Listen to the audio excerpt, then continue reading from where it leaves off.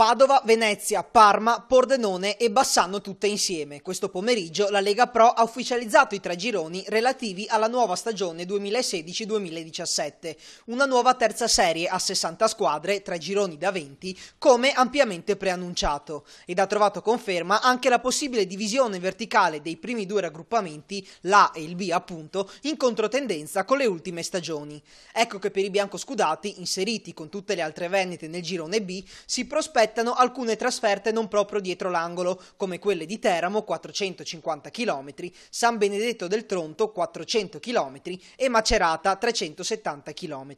Per i ragazzi di Brevi, inoltre, non mancheranno sfide dall'alto coefficiente di difficoltà, a partire ovviamente dal derby con il neopromosso Venezia di Tacopina e Inzaghi, per proseguire poi con quella che insieme ai lagunari rientra di diritto tra le favorite alla vittoria finale, il Parma. Molta curiosità anche per gli incontri con il Bassano del patron Renzo Rosso e con il Pordenone di Bruno Tedino, tra i candidati ad inizio estate per sostituire Pillon. Inserito nel girone A invece il Piacenza, dominatore assoluto del girone B di Serie D nel corso della scorsa stagione. Curiosamente nel raggruppamento del Padova appare anche una X, trattasi dell'unico posto ancora vacante tra i 60 totali. Dovrebbe andare all'Albino Leffe, al momento l'ultima delle 12 ripescate oggi, salvo ulteriori ricorsi da parte di club che vantano una precedenza in graduatoria.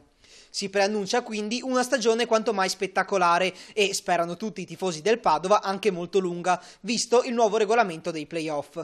Ci accederanno infatti 9 squadre per girone, dalla seconda alla decima, in una post-season che prevederà 2 fasi e a seguire le Final 8. Per conoscere i calendari invece bisognerà attendere fino a giovedì prossimo, quando alle ore 18 al Teatro Regio di Parma si conosceranno i primi avversari di Neto Pereira e compagni.